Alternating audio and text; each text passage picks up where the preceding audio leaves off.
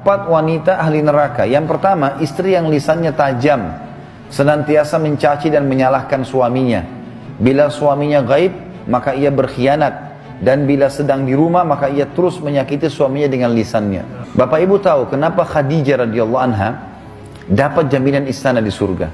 Jadi pernah satu kali, Khadijah radhiyallahu anha saking cintanya dengan Nabi SAW dan taunya bagaimana taat dengan suami, sampai tidak pernah Khadijah radhiyallahu anha mendahului perkataan Nabi SAW. Tidak pernah. Nabi kalau sudah bicara baru Khadijah jawab.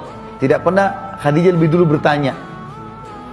Itu, jadi dia selalu lakukan itu. Kemudian yang kedua, Khadijah tidak pernah angkat suaranya dengan Nabi SAW. Kalau intonasi suara Nabi misalnya kalau kita kasih angka 6, Khadijah pasti 5 atau 4. Tidak pernah di atasnya.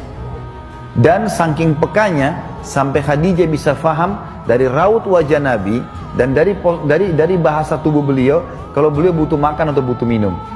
Satu waktu pernah dalam hadis Bukhari, dan ini sebab dapat jaminan surga, pernah Nabi SAW lagi duduk bersama Khadijah, lalu Nabi SAW duduk dengan posisi Khadijah tahu kalau itu butuh makanan.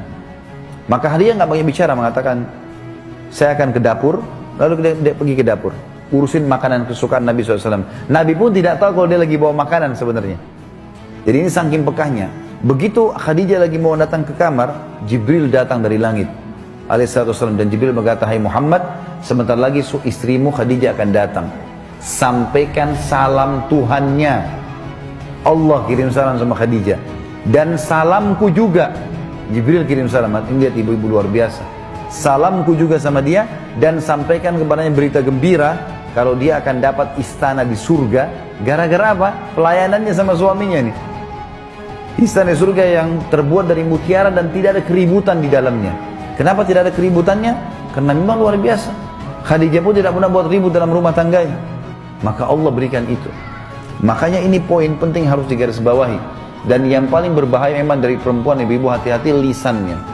Kontrol lisan. Karena kapan intonasi suara dan kalimat ini keluar kasar, ibu sedang hadapin suami. Laki-laki itu kalau digunakan kelembutan, dia akan menaungi. Ibu gunakan kekasaran, dia akan hadapi seperti hadapi laki-laki. Yang kedua adalah istri ahli neraka ya. Perempuan, istri yang membebani suaminya di luar kemampuannya. Ibu tahu nggak, subhanallah, ada penelitian Bapak Ibu sekalian, banyaknya terjadi masalah laki-laki yang koruptor, ada masalah apa segala, di belakangnya istrinya. Penelitian itu, secara global persentase terbesar laki-laki yang buat kriminal dan kesalahan di belakangnya ada istrinya. Istrinya tidak tampil di lapangan, tapi istrinya merongrong dia sehingga dia melakukan kriminal itu. Ini tidak semua ya, tapi dominan persentase di atas 90% gara-gara itu. Subhanallah, sabda Nabi ini nggak mungkin salah. Yang ketiga, istri yang tidak menutup dirinya, juga auratnya dari lawan jenisnya, dan keluar rumah dengan membuka aurat. Jadi ini juga termasuk ahli neraka. Yang terakhir, yang keempat, istri yang tujuan hidupnya hanya makan, minum, tidur, yang tidak punya keinginan untuk mendirikan sholat, mentaati Allah, Rasulnya, dan juga suaminya. Hadis yang lain, tidak ada seorang istri pun yang meninggal dunia lalu suaminya ridho kecuali ia pasti masuk surga. Ada jaminan di sini.